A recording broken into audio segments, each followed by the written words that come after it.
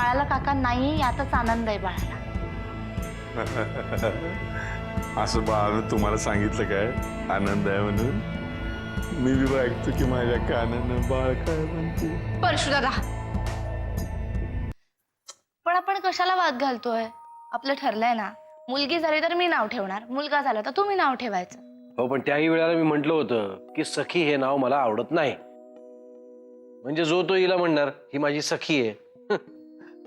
पण मग काय, युवराजनी नाव ठेवायचं का? तर मुलगा झाला तर युवराज नाव ठेवायचं म्हणून? कसं वाटेल ते? युवराज नरसिंह किल्लेदार. म्हणजे तुम्ही कितीही म्हातारे झालात ना तरी सुद्धा तुमच्या नावापुढे कायम युवराज चिकटलेलं असेल. नाही जानकी, माझ्या मुलाला किल्लेदार हे आडनाव कधीही मिळणार नाही. आता झालंय ना सगळं शांत, मग का पुन्हा तेच तेच? ती शांतता आत्याबाईंसाठी होती, पण माझ्या मनातली धग अजून शांत झाली नाही. आपलं ठरलंय ना, ते रिपोर्ट येईपर्यंत काहीही बोलायचं नाही म्हणून. साहेब माफ करा, अचानक आलो, पण महत्वाची बातमी सांगायची होती. थांबलात का? बोला वाकणीस. काय झालं? शांत का बसलायत? बोला की. साहेब, महाडच्या पोलीस स्टेशनमधनं एसीपी गायकवाडांचा फोन आला होता. महाडच्या घाटामध्ये शंभूची डेड बॉडी सापडली त्यांना.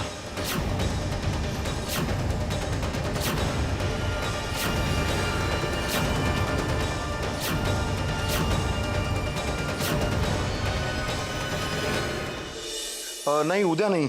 उद्या मी ऑफिसला जाणार नाही. आपण परवाच्या दिवशी भेटूया. हो हो, परवा नक्की भेटूया. मी म्हणालो ना, आपण परवा भेटूया. Don't worry sir. Okay, bye. Sure sure, bye. काय हो, तुम्ही उद्या ऑफिसला जात नाही आहात का? नाही, का? कामं आहेत अगं. कसली कामं? उद्या दादा बरोबर DNA टेस्ट करायला जायचं आहे. काय? DNA test? कशासाठी? अनेकांची तोंड बंद करण्यासाठी. का हो, खरं बोललेलं खुपतंय का सगळ्यांना? खरं काय खोटं काय हे कळावं म्हणून तर ही सगळी धडपड चालू आहे ना. एकदा का तो रिझल्ट आला ना की त्यानंतर मग किल्लेदारांना वाकडं बोलण्याची कोणाची हिंमत नाही व्हायची. हे सगळं तुम्ही माझ्याबद्दल बोलताय हे न कळण्या इतकी मूर्ख नाहीये मी. आणि भाऊजींबद्दल मी काहीही वाकडं बोलले नव्हते. मी जे काही बोलत होते ते अत्यंत खरं होतं. अहिल्या, कोण कुठला माणूस येतो आणि त्यामुळे घरात एवढं रामायण घडतं. त्यापेक्षा एकदा काय तो सोक्षमोक्ष लागून जाऊ दे ना. पण मला हे सगळं पटत नाहीये ना. शंभू म्हणजे कुठला तरी म्हातारा नव्हता. तो आपल्या घरातला विश्वासाचा माणूस आहे. मुळात तुझं मत तुला विचारलेलं नाहीच आहे. आम्ही टेस्ट करायला जाणार आहोत आणि हे ठरलंय. आणि यामागे कोणाचं डोकं आहे? अर्थात त्यांचंच असणार, कारण खुर्ची सरकायला लागली आहे ना आता.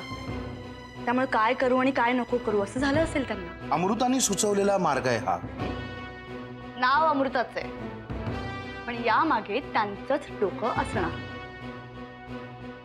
अमृताला हे सगळं सुचणार आहे. स्वतःच्या राजकीय बळाचा वापर करून स्वतःच्या बाजूने निकाल लावून घेणार आणि मग किल्लेदार म्हणून मिरवायला मोकळे. आम्हाला काय हे सगळं कळत नाही. आम्ही काही लहान आहोत? नाही आहात, अति शहाणे आहात तुम्ही. तुझं डोकं हे असं तिरकत चालणार. माझं डोकं बरोबर दिशेने चाललंय.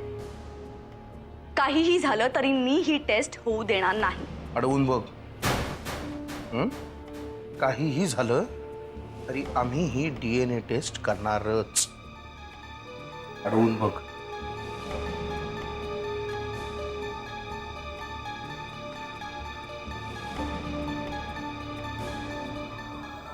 मृत्यूचं कारण काय कळलंय? ॲक्सिडेंट. पण मला या प्रकरणाचा वेगळाच वास येतोय साहेब. अहो, एखादा माणूस अचानक येतो काय, काहीतरी सांगून गायब होतो काय, आणि आता अचानक ही बातमी. तुम्हाला काय म्हणायचं वाकणीस? साहेब, आपल्या माणसांकडनं अशी बातमी मिळाली की त्यांनी शेवटचं शंभूला परशू शेठबरोबरच बघितलंय. त्यामुळे संशयाला खूप जागा आहे.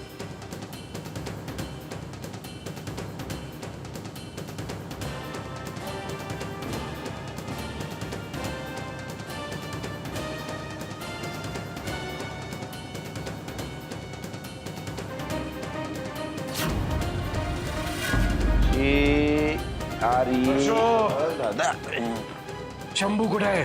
म्हणजे आता माझ्याशी खोटं बोललास तर इथल्या इथे संपवीन तुला. अरे दादा, आयुष्यात कधीतरी तुझ्याशी खोटं बोललोय का रे मी? आज झाली तुझी नाटकं.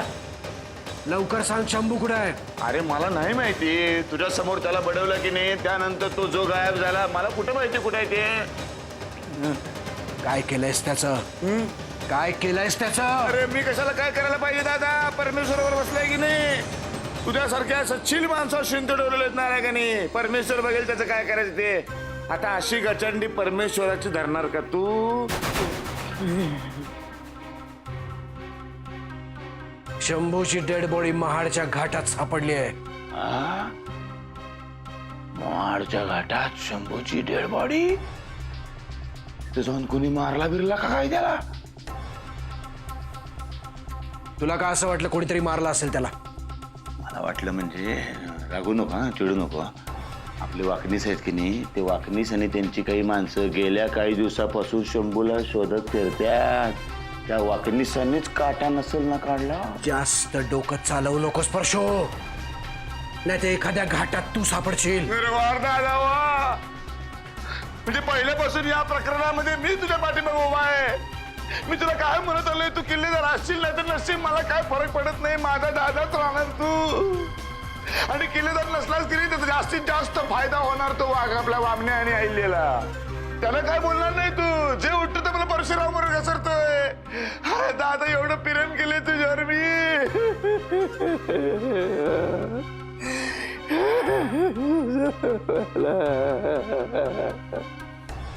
दादा तुला कुठे गेला? काय जादू झाली का काय?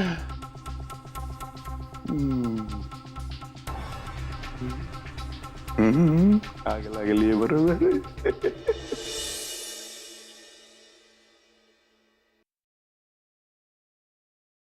आत्याबाई, जानकी, बरं झालं आलीस. ये, बस बस. मला तुझ्याशी थोडं बोलायचंच होतं. आत्याबाई, मला पण तुमच्याशी थोडं बोलायचंय. आधी मी बोलणार आहे. अगं 7वा महिना लागला ना, आता काय काय डोहाळे लागले असणारच ना. घरात हे असं सगळं चालू असताना मला काय डोहाळे लागणार आत्याबाई? उगाच परिस्थितीच्या नावाखाली रडत बसायचं नाही. मी आजच बोलते नरसिंहाशी. आपण धूमधडाक्यात डोहाळ जेवण करूया तुझं. नाही आत्याबाई, डोहाळ जेवण म्हटलं ना की मला सुमिताईचा चेहरा डोळ्यासमोर येतो. अमृताच्या डोहाळ जेवणाच्या वेळी किती उत्साहात होती ती. आता जाऊ दे ना. हे बघ, आता फक्त चांगलं तेवढंच आठवायचं. गेल्या अनेक दिवसात असं काय चांगलं घडलं या घरात? पहिल्यांदा आर्यन, मग सुमिताई, मग अमृताचं बाळ, आणि आता आता काहीही वाईट होणार नाही. नरसिंहच्या डोक्यातूनही तो विषय गेलाय.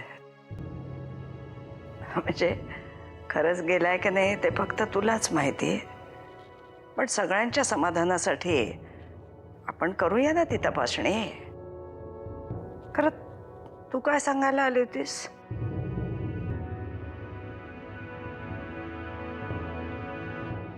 नाही, काही नाही. मग चला, मी घरातल्यांना सांगते सगळ्यांना डोहाळ जेवणाची तयारी करायला. आत्याबाई, तुमच्या भावना मला कळताय, पण मी नाही स्वतःचं डोहाळ जेवण करून घेऊ शकत.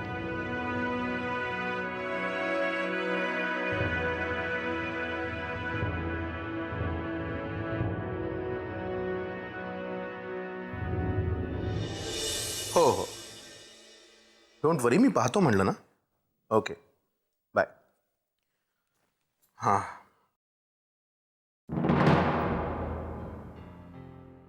काय झालं वामन दादा? माझ्याशी बोलत नाही आहात? नाही ग, असं काही नाही. बोलतोय की जरा कामाचं तर बोलतोय. याच्या आधी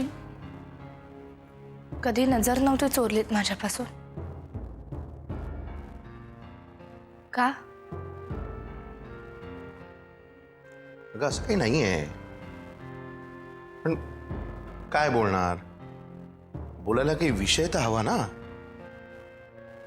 बोलायचं असलं ना की विषय आपोआप सुचतात. वामन दादा, तुमचं भांडण यांच्याशी झालंय आणि बायको म्हणून हे जे काही सांगतील ते ऐकणं माझं कर्तव्य आहे. पण याचा अर्थ असा नाही ना की मी तुमच्याशी भांडण धरलंय. भांडण धरलंय? का? मी काय चुकीचं बोलले का? नाही, काही नाही. सांगा ना, काय चुकीचं बोलले? म्हणलं ना काहीही नाही. तू हवं तसं बोल, अगदी बिनधास्त.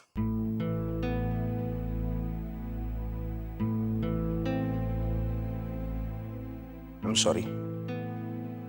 आय नो मी तुझ्याशी खूपच चुकीचं वागलो, पण ती वेळच अशी होती की मी स्वतःचा राग नाही आवरू शकलो. सगळ्यांवरच रागवलो. दादा, अमृता, आत्याबाई, सगळ्यांनाच दुखावलं मी. पण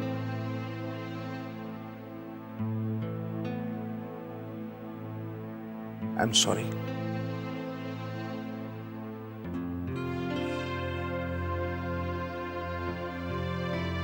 असं काही नाहीये. म्हणजे कोणाच्याच मनात आता काहीच नाहीये. हा, काहीतरी चुकल्यासारखं वाटतं, पण आता सगळं नीट होईल ना? चला, हा विषय आपण आता इथेच संपून टाकू. हा, मग कशी आहेस? खाणं पिणं झालंय ना व्यवस्थित? हो, आणि आता अर्ध्या तासात आपण सगळेच जण जेवायला बसू ना? परत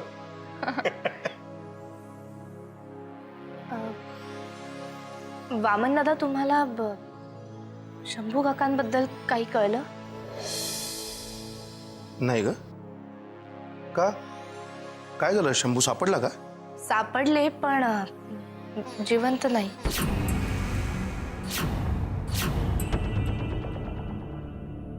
काय? शंभू गेला? कसा काय? अपघात झाला त्यांचा, महाड जवळ कुठेतरी. तिथेच पडले होते म्हणाले. काय चाललंय हे सगळं?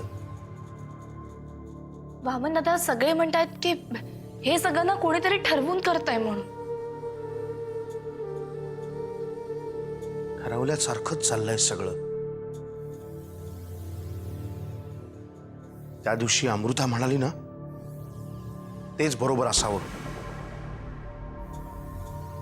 या सगळ्याच्या मुळाशी काहीतरी शिस्त आहे.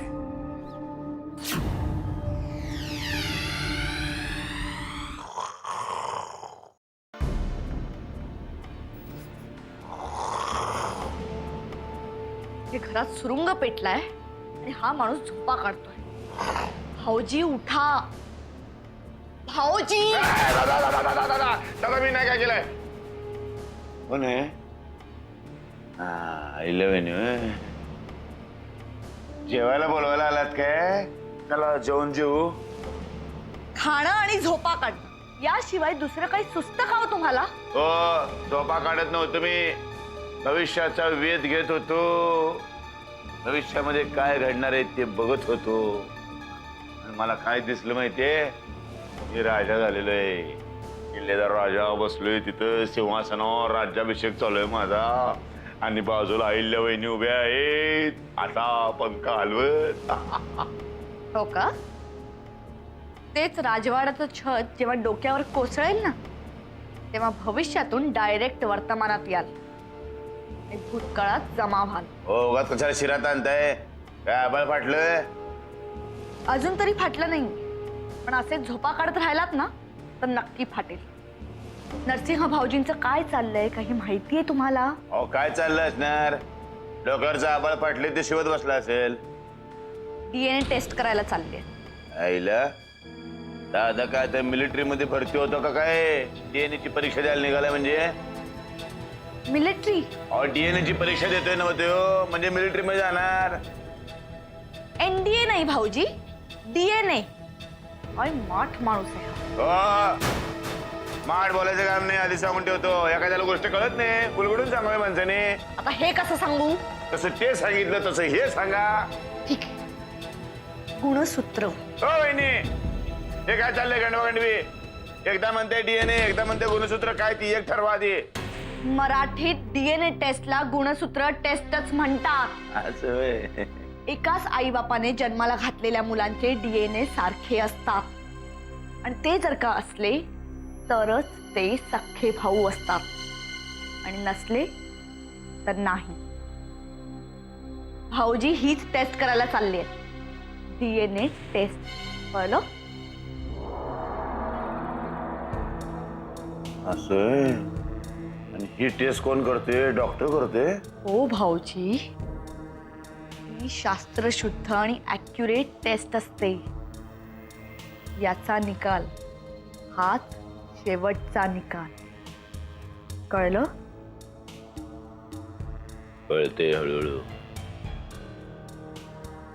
असं जर असेल तर मग आता मला विचार करावाच लागल.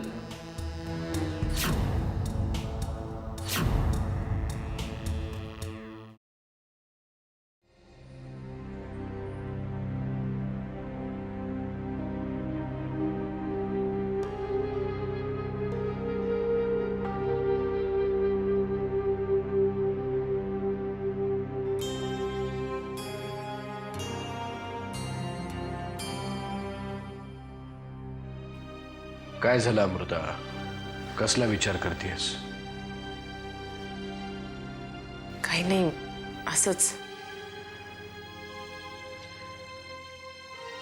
खूप कंटाळा आलाय का तुला? नाही, कंटाळा नाही आलाय, पण काय करावं सुचतच नाहीये.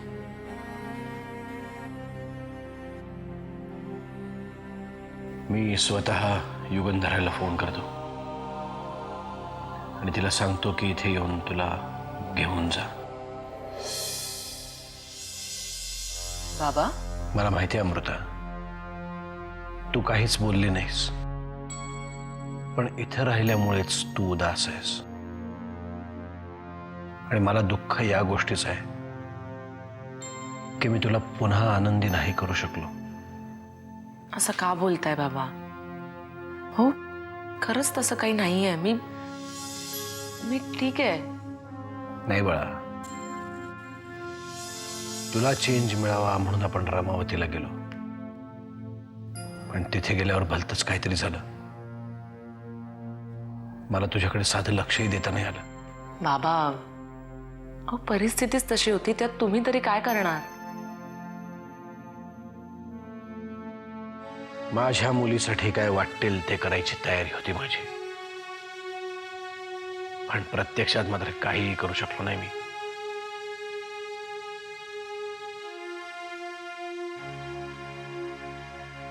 तू जा बाळा तुझ्या घरी. तिथे गेलीस तर तू आणि युगंधरा शांतपणे आयुष्य जगू शकाल. तुला तुझं आयुष्य नव्याने सुरू करण्यासाठी वेळ मिळेल. इथे राहिलीस तर मात्र सतत काही ना काही डोकेदुखी तुझ्या मागे लागेल. रडत बसण्यापलीकडे दुसरं काही करू शकणार नाहीस तू. बाबा,